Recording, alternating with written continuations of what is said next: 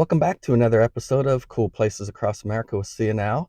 Uh, I'm Chuck, and Lori's. If you watched the last episode, you know this is part two of my uh, Roadside America Across Ohio tour. And you remember that Lori couldn't make this trip because she was having a girls' weekend. But I'm at my next destination. This is day two. Just to recall what we did in the first episode, you'll remember that I was in Zanesville, Ohio, where we went to see an artist that does bronze statues. That was really cool. And then also in Zanesville, I went to a really good place to have lunch. Then I drove across the state to New Carlisle, Ohio, where I went to the first site of John Dillinger's very first bank robbery, and I saw where that was. Then that evening, my daughter Mackenzie and I went out to dinner and had a good time there as well. Well, this is day two of Roadside America Across Ohio, and I'm at a really cool place. That's coming up next on Cool Places Across America with CNL.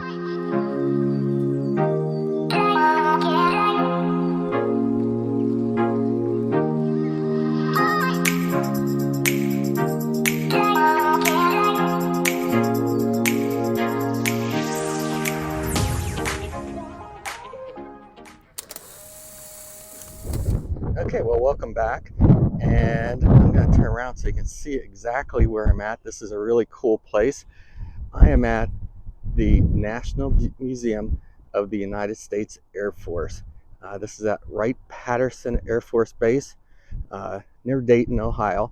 And this place is a free admission, free parking, over 350 aviation pieces of equipment and artifacts, and it's something like 19 acres big. So I'm going to spend a lot of time here. You may recall in an earlier episode I did the Army Heritage Trail. Lori and I did the Army Heritage Trail, but now we're going to check out the Air Force Museum. Okay, I'm inside now, and this is organized by age of equipment, and it starts off actually in the oldest years of U.S. Air Force aviation. And this is right next to the original 1903 fabric that you can see here of the Wright Brothers. In this case, this is the 1909 military flyer.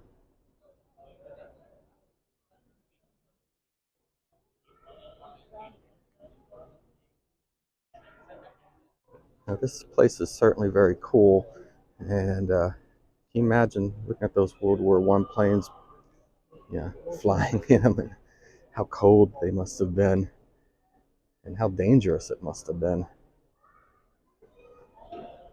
So many World War I planes in this first section.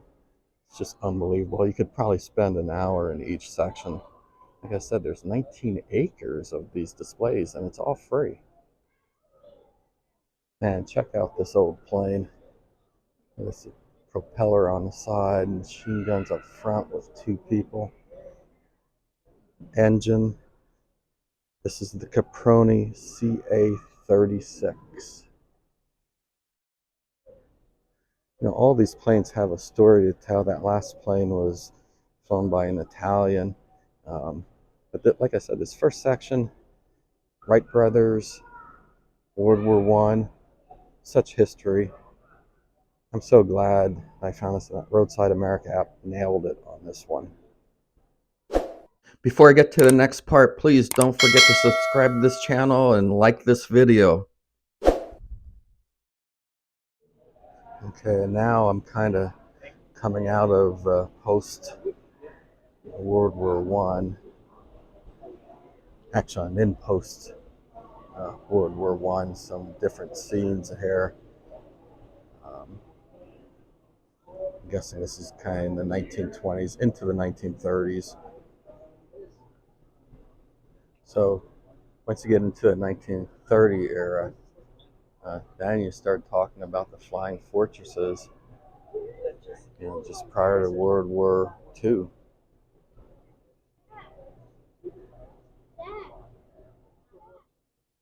Again, 1930s pre-World War II, but you can see it's kind of starting to take shape more like the planes you saw in the 1940s during battles in Europe and South Pacific. Okay, I'm going to the next section, and actually it looks like a little bit of information about the Holocaust. Nice addition to this museum.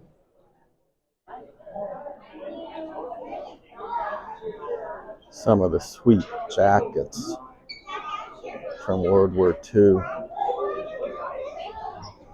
Okay, now I'm in the section of World War II. Yeah, some pretty neat stuff here. Look at this plane behind me. This, they even have one of the flying tigers here. Incredible.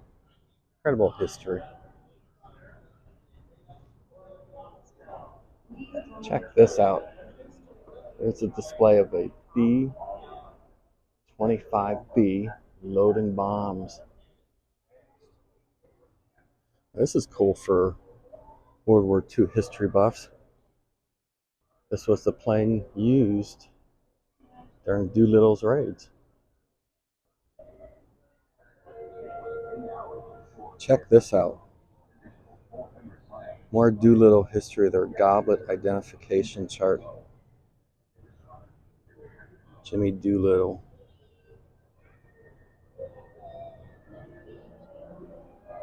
Here's a little bit more information on the Doolittle Raiders and the different crews. Crew 1.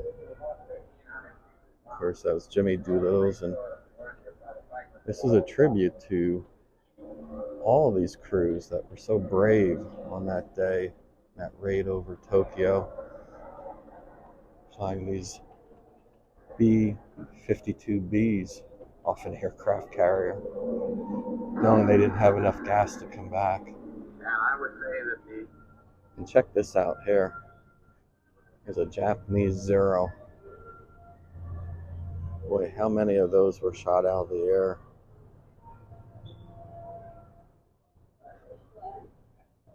Some history of women in World War II. The Wasps.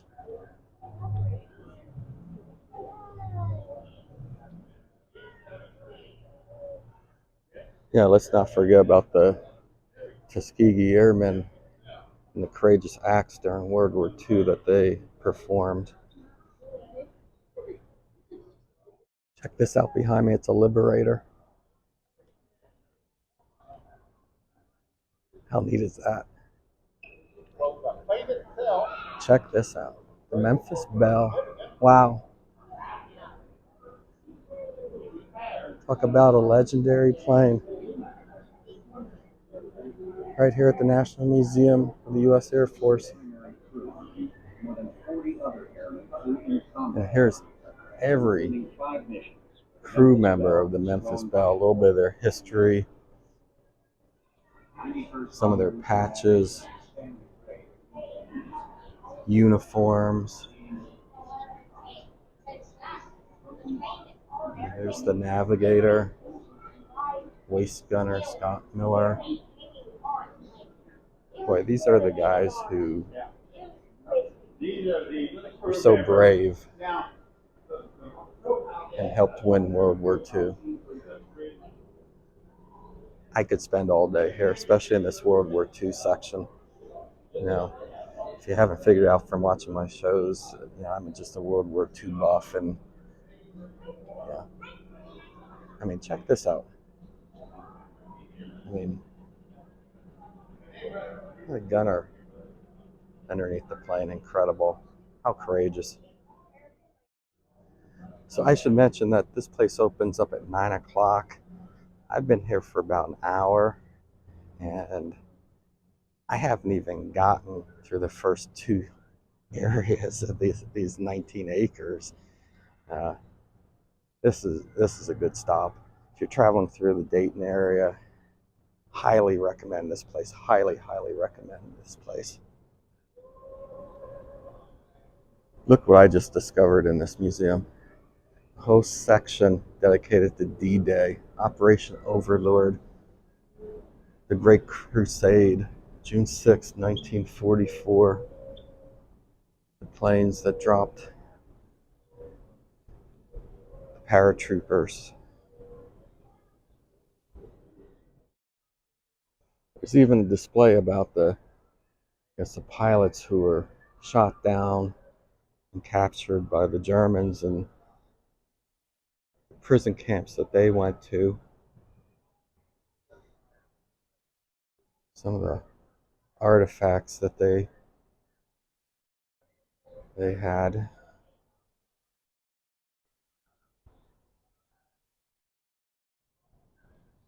Boy, every time I turn around, I'm seeing something else in this section.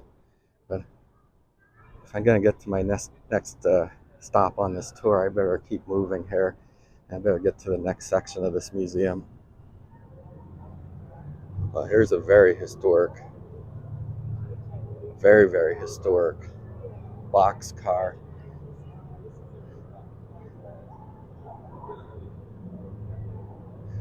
You know, everybody knows the story of the Enola Gay, but the box car, that was the second atomic bomb.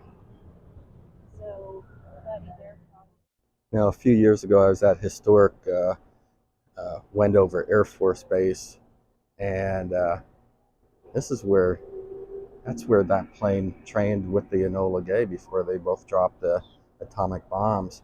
So this is really neat history. I mean, this is right here, uh, the National Museum of the U.S. Air Force. This plane dropped the second and the last atomic bomb during wartime for Nagasaki. I believe it was called the Fat Man. Yes, it was the Fat Man. It tells you all about it, and I'm assuming that's a replica of the Fat Man. Another great part of this museum is the dedication to all the flyers of World War II, Japan, Italy, Germany. You can see their uniforms, and a lot of people don't realize Brazil fought with the Allies. Uh, that was their uniform, and they fought in Italy. Royal Air Force, and of course the uniforms of the United States. I just spent so much time during the 1940s, World War II, but I better get moving to this section, going to the Korean War era, and see what these displays have for me.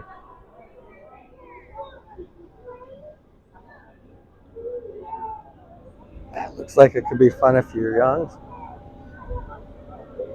Different rides to get a feel. I don't know if I would want to be spinning upside down like those people or in that one, but if you're young, it's probably a lot of fun. Well, C-124 we can go in.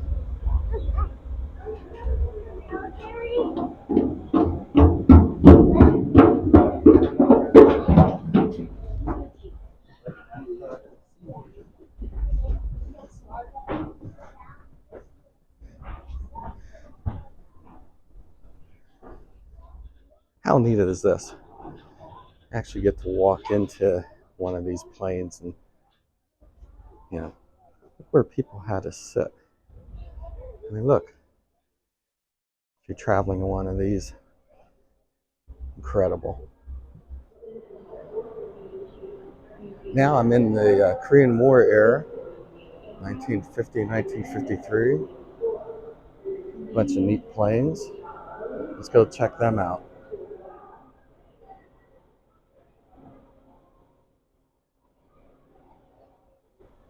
Here's a display dedicated to the aces in Korea. Of course, big display of all of them.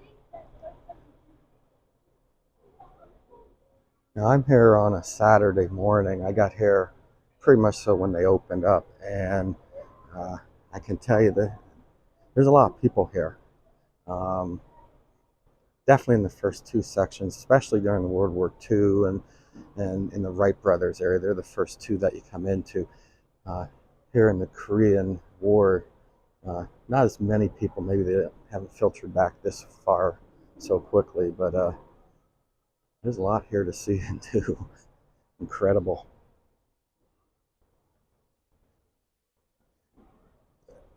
F-94A.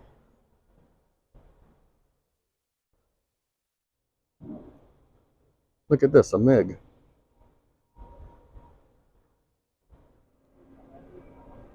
So right next to the Korean era is the Vietnam era. And check out the building that they store these in. This is humongous.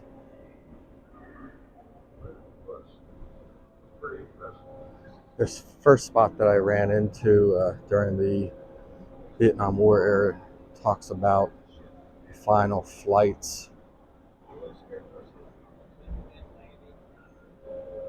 The flight out of Vietnam for these POWs.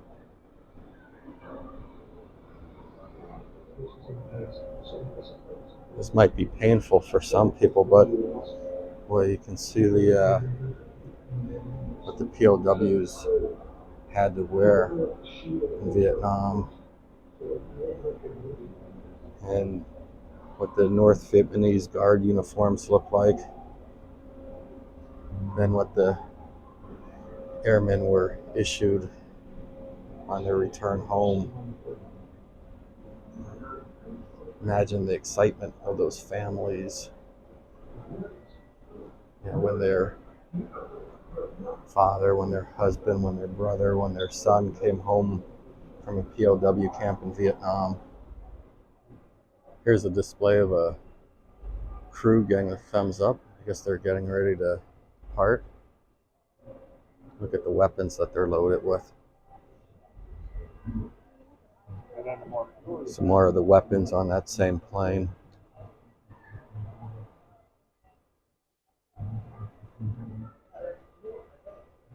When you see these planes in movies flying, you don't realize how massive they are. And this section of the museum, it's just loaded with planes. So glad to be here. A little bit of history to know. Memphis Belle 2, a Vietnam War airplane. And here's another MiG, Vietnam Air MiG. And it's not just about airplanes here. There's a helicopter, Iroquois. Behind me, there's another helicopter. Okay, let's check out the Cold War era, and then we can go into the space era. But here we are. Now this is the largest some Cold War airplanes. Now, as I said in that last section, as I'm walking and get further away from the World War II area, you see less and less people. Again, maybe they haven't filtered here yet, but there's a lot of Boy Scouts here today, which is cool to see. Neat place to visit. And again, this is free. Free parking. Come in. There are some things that you can pay for, some rides and stuff like that. This place is massive. It's worth a visit. And again, I think Roadside America, the app that I use, got this place right. I'm glad I'm able to come here. Okay, this will get you dizzy, but I'm just surrounded by planes. And this hangar is huge, and all these are right here.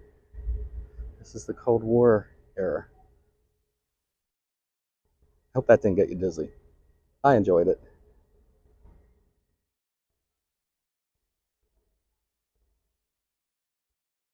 Looks like they took off the skin of this jet, and you can actually see what lies underneath the plane.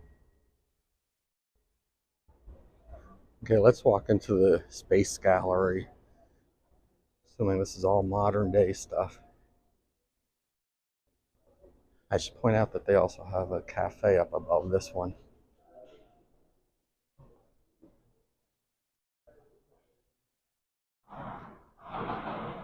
Wow, that's all I have to say. Look at this. Here's those famous Minutemen.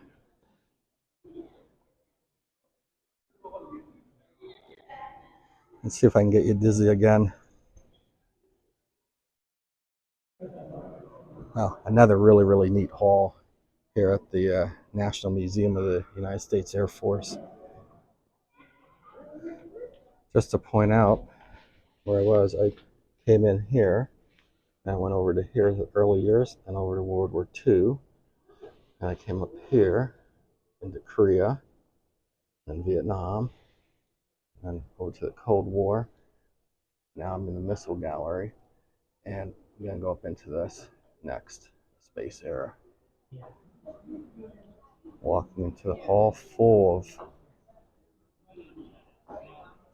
some really cool modern day displays. Again, massive. It's just so hard to describe this.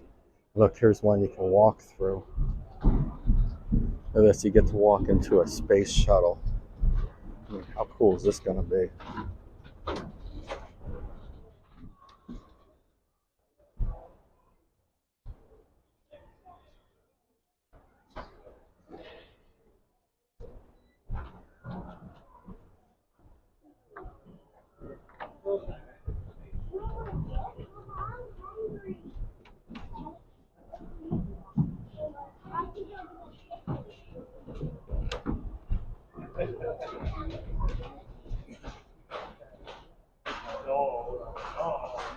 As I'm walking out of the space shuttle,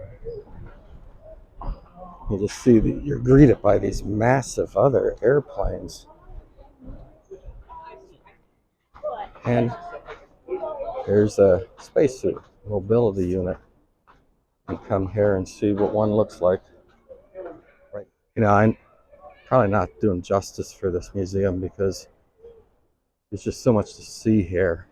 And every time you turn around, you see something new. It's like, oh my God. There, I just spotted another cool plane that I'll show you next here. It's like, my God, this is all available to visit. And if you're in Ohio, the Dayton area, swing by this place. Wait till you check out this next airplane I'm going to show you. There she is, Air Force One, in all its glory. Let's take a walk into Air Force One, see what it looks like inside.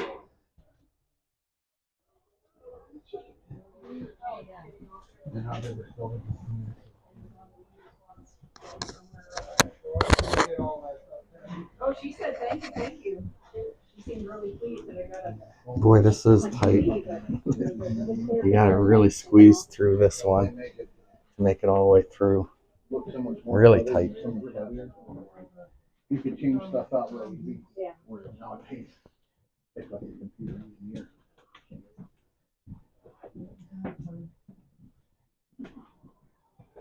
A little bit of history with this plane.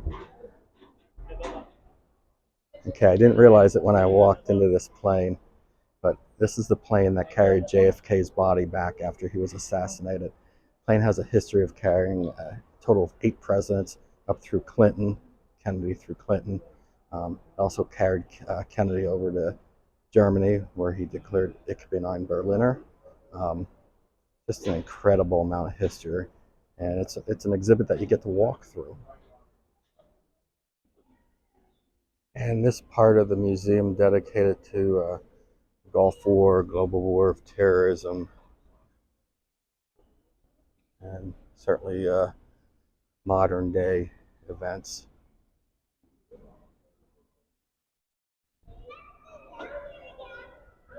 And here's one of those famous Thunderbirds.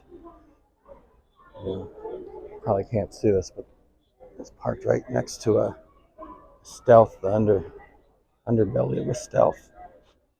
Okay, I'm back in the car. time got away from me in there. I got here, just after 9 o'clock in the morning on a Saturday, and I spent close to 3 hours there. And frankly, I don't feel like I spent enough time in there. But how cool was it to see some of those historic planes from the Memphis Belle, uh, to the plane that carried JFK after his assassination. 19 acres of incredible aviation, U.S. military aviation history at the National Museum of the United States Air Force. Well worth the stop. But I got to leave. I got to get to my next place that I want to see. I'll tell you more about that when I get there. And, after this next place, we'll wrap up this episode. I'm at my next destination. This is stop 2. And when I travel, I tend to like to go out and see some sporting events, whether it's baseball, basketball. Today I have a chance to see a college lacrosse game. I'm at a Division III school, Wittenberg University, and they're hosting Transylvania University. Transylvania University is out of Lexington, Kentucky. And of course, Wittenberg University is in Ohio, in Springfield, Ohio. I do have a connection to both these teams, so I'm interested in this as, my son played for Transylvania, and my daughter's master's degree is from Wittenberg. So let's go in and we'll catch this game. Okay, I made it into the steamer. This is where the men's lacrosse game is being played today. This facility is incredible. You can see they can play a regulation men's lacrosse game in here. It's lined for football, but they can't play a regulation football game in here. I believe they play field hockey on occasion here, soccer. It's a rare find at the Division III level in that they also have a 300-meter indoor track, a spikeable track too. Incredible facility. They made an incredible investment, and they get a lot of good use out of this. I'll show you this with you here a little bit as I spin around here.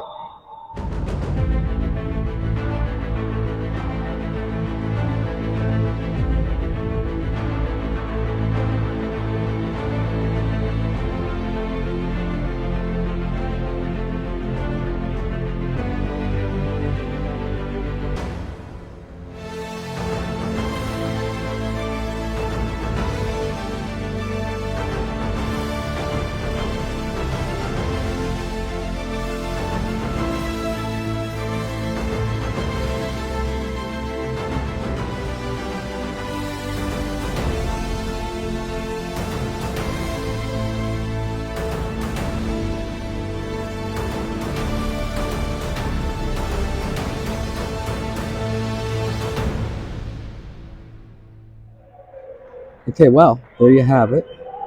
Men's lacrosse Division III action. Wittenberg wins. And I think this is where I'm going to end this episode. So I want to thank everybody for coming along with me. And if you haven't yet, please subscribe to this channel. But until next time, this is Cool Places Across America with See You Now. Wishing everybody has happy travels. Take care.